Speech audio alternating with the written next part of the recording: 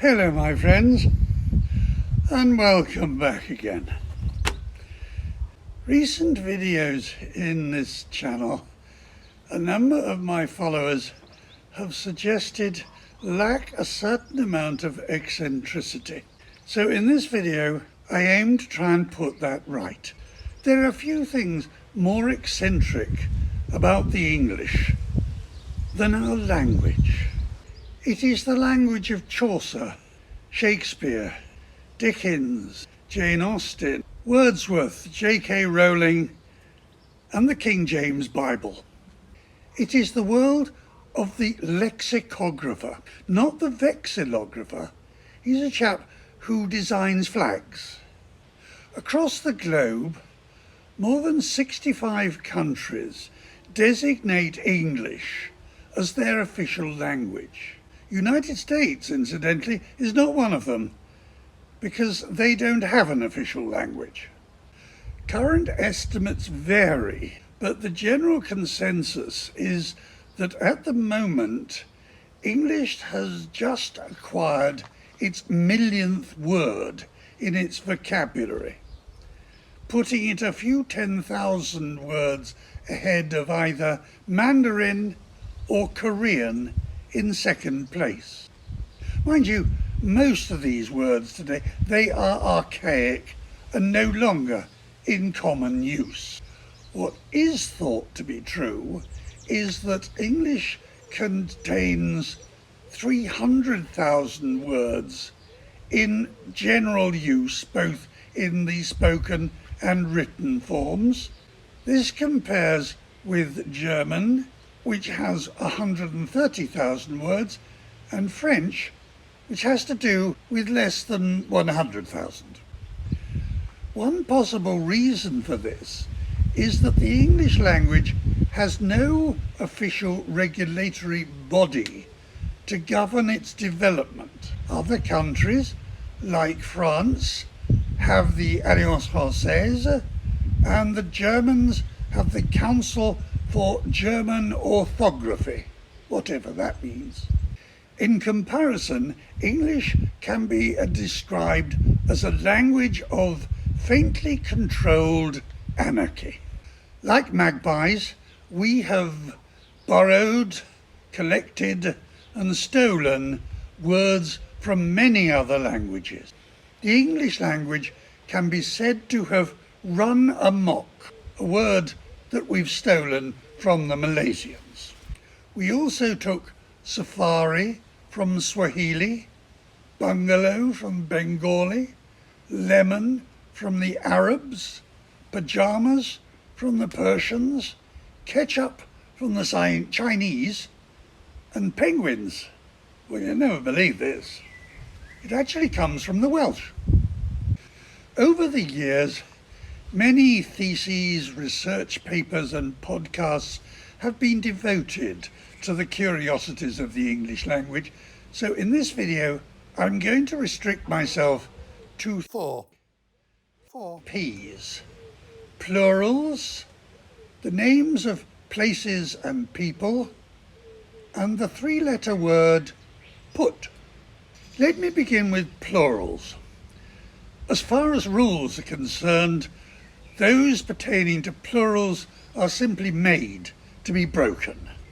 As Victor Borger once said, if the plural of mouse is mice, why isn't the plural of blouse blice?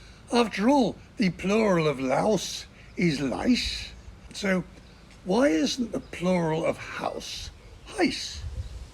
Come to think of it, our beloved late Queen would sometime refer to somebody's residence as a heis, but that was pronunciation and not grammar. And after all, we do know it as the Queen's English. If a herd of cattle can be called oxen, why isn't that pile of cardboard containers in the hall called boxen? And if the two things at the end of our legs are called feet, why are Mr. and Mrs. Coot not called Keat? And if a goose and a gander are referred to as geese, why isn't Mr. Moose and his mate referred to as meese. Fortunately, there is no plural for the word loose, otherwise we'd end up with lease, which would complicate things far too much. The word moose is what I call a stubborn singular. Fellow travelling stubborn singulars would be sheep. You have one sheep and you have a flock of sheep. You have a singular trout and you have a shoal of trout. And while Jesus did actually refer to fishes in the Sermon on the Mount, we normally refer to a trawlerman's catch simply as fish. As a last thought on the subject of plurals, should not the plural of plurals become plura? Come to think of it, shouldn't the plural of singlet become doublet? But then it probably does. The English occasionally take perverse pleasure in testing our foreign visitors in the pronunciation of words with the four letters O-U-G-H. In my opinion, this is bordering on the arrogant, because the foreign visitors' command of our language is almost certainly far better than our command of their language. To refresh your mind, there are 9 different pronunciations of the O-U-G-H sound, which can be demonstrated in the following sentence: that a rough-coated, dour-faced ploughman marched through the streets of Scarborough, fell into a slough, coughed and hiccuped. While we're on the subject of English words, I have a question. Is there such a thing as a synonym of a synonym? Just asking. But I digress. Let's enter the world of names, both of people and of places. You may guess that the Cornish small fishing village of Mousehole is actually pronounced Mousel, and that the Norfolk accent converts their town of Hunstanton to Hunston. But what about Bedworth, Magdalen College, Kirkcudbright, Leominster, and Teignmouth? And you will never guess the correct pronunciation by locals of the town of Happisburgh. Bedworth becomes Beddoth. Magdalen colleges call themselves Magdalen colleges. Kirkcudbright in Scotland is Kirkcudbright. Leominster is Leominster, and Teignmouth is Teignmouth. And Happisburgh is pronounced Haysborough. While we're on the subject of pronunciation, please, Worcester sauce is not called Worcestershire sauce. It's plain Worcester sauce. And that's just place names. What about people's names? How did Cholmondeley become Chumley?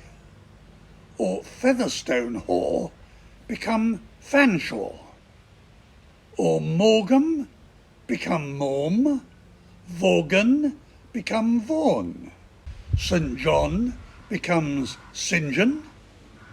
And Caius College, Cambridge, becomes Keys? And finally, please, if you are asked to pass the port, do not refer to it as Cockburns. It's Coburns. But enough already. What about that little 3-letter word, put? In the first edition of the Oxford English Dictionary, it was the word with the longest number of entries. For instance, do you feel put out? Put upon? Have you put someone up recently? Or have you put up your feet? If you find this video informing or entertaining you, please think about hitting the subscribe button in the bottom right-hand corner of the screen. Thank you. But back to put. When lexicographers, I do like that word, started to put together the first edition of the Oxford English Dictionary in 1857. They were probably unaware that it would take them 70 years to complete the task. By the time they finished it in 1928, the word put had been knocked off the top spot by another three-letter word, set. And if you go to the original publication of the first edition of the Oxford English Dictionary, you will find that it occupies 35 full pages, 72 columns, with 200 different meanings. You set yourself up, you set a table, the sun sets after you played the last set of tennis. At that time, the word put was a minor entry in the dictionary. But the latter part of the 20th century saw another edition of the Oxford English Dictionary when the word put had completely swamped the word set. We put things on the table, on the spot, in their place. Put people down. It is a much more complex word than set, but pride comes before a fall, and its top spot was not to last. It was in the final incarnation of the Oxford English Dictionary when the lexicographers got to the letter R and the letters RU, where they discovered another three-letter word that put in its place. A clever lexicographer by the name of Peter Gulliver counted no fewer than 645 different meanings of the word run. If you are still with me at this point, I congratulate you on your perseverance and ask you to consider hitting either the like button or that subscribe button. I look forward to entertaining you in the next video, and thank you for watching. Good day to you.